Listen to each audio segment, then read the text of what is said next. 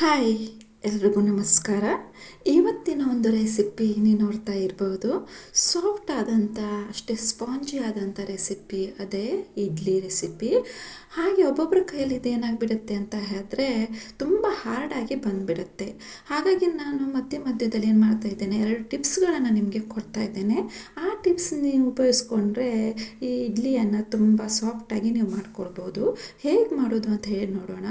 ಮೊದಲಿಗೆ ನಾನು ಏನು ಮಾಡಿದ್ದೇನೆ ಅಂತ ಹೇಳಿದ್ರೆ ಉದ್ದಿನ ಬೇಳೆನ ತಗೊಂಡಿದ್ದೇನೆ. ಆ ನಂತರ ಅದಕ್ಕೆ ಬೇಕಾದಷ್ಟು ನೀರನ್ನು ಹಾಕ್ಕೊಂಡು ನಾನೇನು ಮಾಡ್ತಾ ಇದ್ದೇನೆ, ಒಂದು 4-5 ತಾಸು ನೆನೆಲಿಕ್ಕೆ ಬಿಡ್ತಾ ಇದ್ದೇನೆ. ಹಾಗೆ ನೆನೆದಿದೆ, ನೀವು ನೋಡ್ಬೋದು ಈ ಥರ ಆಗಿದೆ. ಆ ನಂತರ ನಾನು ಅದನ್ನು ಏನು ಮಾಡ್ತಾ ಇದ್ದೇನೆ, ಒಂದು ಮಿಕ್ಸರ್ ಬೌಲಿಗೆ ನಾನು ಹಾಕೊಳ್ತಾ ಇದ್ದೇನೆ. ಹಾಗೆ ಅದಕ್ಕೆ ಬೇಕಾದಷ್ಟು ನೀರನ್ನು ಕೂಡ ಸೇರಿಸ್ಕೊಳ್ತಾ ಇದ್ದೇನೆ. ಆ ನಂತರ ಮೊದಲನೇ ಟಿಪ್ ಅಂತ ಹೇಳಿದ್ರೆ ಅದಕ್ಕೆ ನಾನು ಅನ್ನನ ಸೇರಿಸ್ಕೊಳ್ತಾ ಇದ್ದೇನೆ. ಅನ್ನನ ಬಿಸಿ ಇರುವಾಗ ಸೇರಿಸ್ಕೊಳ್ಬೇಡಿ, ತಣ್ಣಗಾದ್ಮೇಲೆ ಸೇರಿಸ್ಕೊಳ್ಬೇಕು.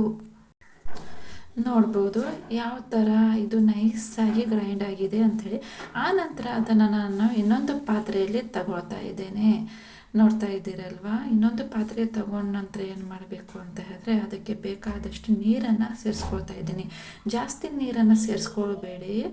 ಆನಂತರ ಅದು ಒಂದು ಸೈಡಿಗೆ ನೀರು ಇರುತ್ತೆ, ಹಾಗೆ ಒಂದೊಂದು ಸಾರಿ ಹಿಟ್ಟಿರುತ್ತೆ.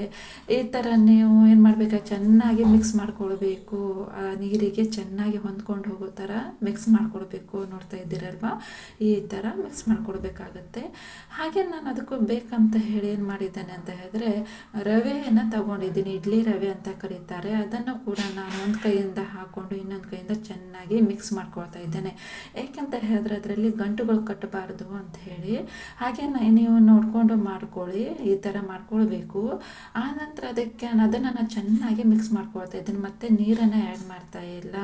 ಇದು ನಮಗೆ ಗಟ್ಟಿ ಅನಿಸಿದ್ರೆ ಮಾತ್ರ ಅದಕ್ಕೆ ನಾವು ನೀರನ್ನು ಹಾಕ್ಕೊಳ್ಬೇಕು. ಇಲ್ಲಿ ನಾವು ಮಾಡುವಂಥ ಒಂದು ರೆಸಿಪಿಗೆ ಸ್ವಲ್ಪ ಗಟ್ಟಿಯಾಗಿದೆ, ಅದ್ರ ಸಲುವಾಗಿ ನಾನು ಸ್ವಲ್ಪ ನೀರನ್ನು ಆ್ಯಡ್ ಮಾಡಿಕೊಂಡು ಇನ್ನೊಮ್ಮೆ ಅದನ್ನು ಚೆನ್ನಾಗಿ ಮಿಕ್ಸ್ ಮಾಡ್ಕೊಳ್ತಾ ಇದ್ದೇನೆ. ನೋಡ್ಬೋದು ಎಷ್ಟು ಚೆನ್ನಾಗಿ ಅದು ಹದ ಮಾಡ್ಕೊಳ್ಬೇಕಾಗತ್ತೆ ಅಂತ ಹೇಳಿದ್ರೆ ಅದು ಇಡ್ಲಿಗೆ ಎಲ್ಲೂ ಗಂಟುಗಳು ಸಿಗಬಾರ್ದು. ಹಾಗೆ ತುಂಬ ಚೆನ್ನಾಗಿ ಹೊಂದ್ಕೊಂಡು ಹೋಗಬೇಕಾಗತ್ತೆ. ನೋಡಿ ಈ ಥರ ಇದು ಇಡ್ಲಿಗೆ ಪರ್ಫೆಕ್ಟ್ ಆಗಿದೆ. ಆ ನಂತರ ನಾನು ಅದನ್ನು ಒಂದು 7-8 ತಾಸುಗಳ ಕಾಲ ನೆನೆಯಲಿಕ್ಕೆ ಬಿಡ್ತಾ ಇದ್ದೇನೆ. ನೋಡ್ಬೋದು 7-8 ತಾಸಿನ ನಂತರ ಯಾವ ರೀತಿ ಅದು ಬಂದಿದೆ ಅಂತ ಹೇಳ್ಕೊಂಡು ನಾವು ಮಾಡುವಂಥ ಪ್ರೊಸೀಜರ್ ಸರಿ ಇದ್ದರೆ ರಿಸಲ್ಟ್ ಕೂಡ ಚೆನ್ನಾಗೇ ಬರುತ್ತೆ. ನೋಡ್ತಾ ಇದ್ದೀರಿ ಈ ಥರ ಆಗಿಬಿಟ್ಟಿದೆ. ಹಾಗೆ ನಾನು ಅದನ್ನು ನಿಮಗೆ ತೆಗೆದು ತೋರಿಸ್ತಾ ಇದ್ದೇನೆ. ಯಾವ ರೀತಿ ಐಸ್ ಕ್ರೀಮ್ ಥರ ಆಗಿದೆ ನೋಡಿ, ಈ ಥರ ಆಗಬೇಕಾಗತ್ತೆ. ಇದು ಇಡ್ಲಿಗೆ ಪರ್ಫೆಕ್ಟಾಗಿ ಮ್ಯಾಚ್ ಆಗುತ್ತೆ. ಆ ನಂತರ ಏನು ಮಾಡಬೇಕು ಅಂತ ಹೇಳಿದ್ರೆ ಇದರ ಮಧ್ಯದಲ್ಲಿ ಒಂದೊಂದು ಸಲ ನೀರು ಕೂಡ ಬಂದಿರುತ್ತೆ. ಅದು ಕೂಡ ನೀವು ಸೈಡಿಗೆ ತೆಗೆದು ಬಿಸಾಕಬೇಡಿ. ಯಾಕೆಂತ ಹೇಳಿದ್ರೆ ಅದರಲ್ಲಿ ಹುಳಿ ಅಂಶ ಇರೋದ್ರಿಂದ ಇಡ್ಲಿ ಫುಲ್ ಹುಳಿಯಾಗಿಬಿಡುತ್ತೆ. ಇದರಲ್ಲಿ ನೀರಿಲ್ಲ, ಅದ್ರ ಸಲುವಾಗಿ ನಾನು ಡೈರೆಕ್ಟಾಗಿ ಇದಕ್ಕೆ ಉಪ್ಪನ್ನು ಸೇರಿಸ್ಕೊಳ್ತಾ ಇದ್ದೀನಿ. ಉಪ್ಪನ್ನು ಸೇರಿಸ್ಕೊಳ್ಬೇಕಾದಾಗಲೂ ಕೂಡ ಏನು ಮಾಡಬೇಕು, ಚೆನ್ನಾಗಿ ಅದನ್ನು ಮಿಕ್ಸ್ ಮಾಡ್ಕೊಳ್ಬೇಕು. ಏಕೆಂತ ಹೇಳಿದ್ರೆ ಒಂದೊಂದು ಸೈಡಿಗೆ ಉಪ್ಪೆಲ್ಲ ಹಾಗೆ ಬಿಡುತ್ತೆ, ಅನ್ನೋದು ತಿನ್ನಲಿಕ್ಕೆ ಚಲೋ ಅನಿಸಲ್ಲ. ಅದ್ರ ಸಲುವಾಗಿ ನಾನು ಏನು ಮಾಡ್ತಾ ಇದ್ದೇನೆ ಅಂತ ಸ್ವಲ್ಪ ಎಣ್ಣೆಯನ್ನು ಹಾಕ್ಕೊಂಡಿದ್ದೀನಿ. ಅದ್ರ ಮೇಲೆ ಸಾಸಿವೆಯನ್ನು ಹಾಕಿದ್ದೀನಿ. ಹಾಗೆ ಸ್ವಲ್ಪ ಉದ್ದಿನ ಕಾಳು, ಹಾಗೆ ಕರಿಬೇವಿನ ಸೊಪ್ಪನ್ನು ಹಾಕ್ಕೊಂಡು ಚೆನ್ನಾಗಿ ಒಗ್ಗರಣೆಯನ್ನು ಮಾಡ್ತಾ ಇದ್ದೀನಿ. ಆ ನಂತರ ಅದನ್ನು ನಾನು ಹಿಟ್ಟಿಗೆ ಸೇರಿಸ್ಕೊಳ್ತಾ ಇದ್ದೀನಿ. ಏಕೆಂತ ಹೇಳಿದ್ರೆ ಒಗ್ಗರಣೆ ಸೇರಿಸ್ಕೊಂಡ್ರೆ ಹಿಟ್ಟು ಜೊತೆಗೆ ಇಡ್ಲಿ ಕೂಡ ಸಾಫ್ಟಾಗಿ ಚೆನ್ನಾಗಿ ರುಚಿಯಾಗಿ ಬರುತ್ತೆ. ಅದ್ರ ಸಲುವಾಗಿ ನಾವು ಇದಕ್ಕೆ ಒಗ್ಗರಣೆನ ಸೇರಿಸ್ಕೊಳ್ಳೋದೇ ಇದ್ರೂ ಪರವಾಗಿಲ್ಲ. ಆ ನಂತರ ಅದನ್ನು ಕೂಡ ನಾನು ಚೆನ್ನಾಗಿ ಮಿಕ್ಸ್ ಮಾಡಿ ಇಲ್ಲಿ ಇಡ್ಲಿ ಪಾತ್ರೆಯನ್ನು ತೊಗೊಂಡಿದ್ದೇನೆ. ಈ ಬೌಲಲ್ಲಿ ನಾನು ಮಾಡ್ತಾಯಿದ್ದೇನೆ. ಈ ಬೌಲಲ್ಲಿ ಮಾಡೋದ್ರಿಂದ ತುಂಬ ರುಚಿಯಾಗಿ ಕೂಡ ಬರುತ್ತೆ. ಅದ್ರ ಸಲುವಾಗಿ ಇದನ್ನು ತಗೊಂಡಿದ್ದೇನೆ. ಆ ನಂತರ ಅದಕ್ಕೆ ನಾನು ಸ್ವಲ್ಪ ಎಣ್ಣೆಯನ್ನು ಸೇರಿಸ್ಕೊಳ್ತಾ ಇದ್ದೇನೆ. ಎಣ್ಣೆಯನ್ನು ಸೇರಿಸ್ಕೊಂಡ ನಂತರನೂ ಕೂಡ ನಾನು ಮಾಡ್ತಾಯಿದ್ದೇನೆ. ಪ್ರತಿಯೊಂದು ಬೌಲಿಗೂ ಕೂಡ ಚೆನ್ನಾಗಿ ಎಣ್ಣೆಯನ್ನು ಹಚ್ಕೊಳ್ತಾ ಇದ್ದೀನಿ. ನೋಡ್ತಾ ಇದ್ದೀರಲ್ವಾ, ಫುಲ್ ಕವರ್ ಮಾಡ್ಕೊಳ್ಳಿ, ಹಚ್ಕೊಳ್ಳಿ, ಚೆನ್ನಾಗಿ ಹಚ್ಕೊಳ್ಬೇಕು. ಯಾಕೆಂತ ಹೇಳಿದ್ರೆ ಲಾಸ್ಟಿಗೆ ಏನಾಗುತ್ತೆ, ಇಡ್ಲಿ ಬೆಂದಾದ ನಂತರ ಅದಕ್ಕೆ ಅಂಟ್ಕೊಳ್ಳೋ ಚಾನ್ಸಸ್ ತುಂಬ ಇರುತ್ತೆ. ಹಾಗೆ ಇಡ್ಲಿ ಪಾತ್ರೆನ ನಾನು ತಗೊಂಡಿದ್ದೇನೆ. ಆ ನಂತರ ಅದಕ್ಕೆ ಬೇಕಾದಷ್ಟು ನೀರನ್ನು ಹಾಕ್ತಾ ಇದ್ದೀನಿ. ಯಾವತ್ತೂ ಇಡ್ಲಿ ಮಾಡುವಾಗ ಕಡಿಮೆ ನೀರನ್ನು ನೀವು ಯೂಸ್ ಮಾಡಬೇಡಿ, ಜಾಸ್ತಿ ನೀರನ್ನು ಹಾಕಿ. ಆದರೆ ಇಡ್ಲಿ ಮುಳುಗೋ ಥರ ನೀರು ಮಾತ್ರ ಹಾಕಬೇಡಿ.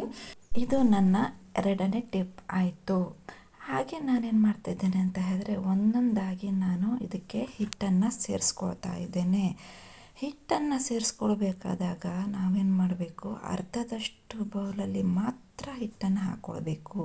ಏಕೆಂತ ಹೇಳಿದ್ರೆ ಲಾಸ್ಟ್ ಅದು ಬೆಂದ ನಂತರ ಏನು ಮಾಡುತ್ತೆ, ತುಂಬ ಉಬ್ಬು ಬಿಡುತ್ತೆ, ಫುಲ್ಲಾಗಿ ಕವರ್ ಆಗಿಬಿಡುತ್ತೆ.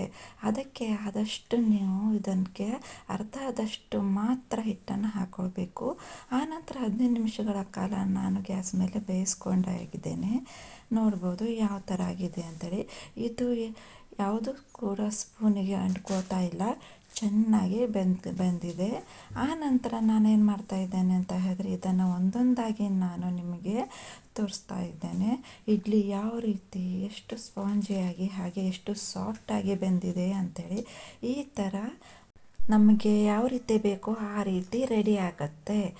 ಹಾಗೆ ಈ ಒಂದು ವಿಡಿಯೋ ನಿಮಗೆ ಇಷ್ಟ ಆಗಿದೆ ಅಂತ ಅಂದ್ಕೊಂಡಿದ್ದೀನಿ. ವಿಡಿಯೋ ಇಷ್ಟ ಆದರೆ ಲೈಕ್ ಮಾಡಿ, ಶೇರ್ ಮಾಡಿ, ಸಬ್ಸ್ಕ್ರೈಬ್ ಮಾಡ್ಕೊಳ್ಳಿ. ಮುಂದಿನ ವಿಡಿಯೋದಲ್ಲಿ ಸಿಗ್ತೇನೆ. ಬಾಯ್.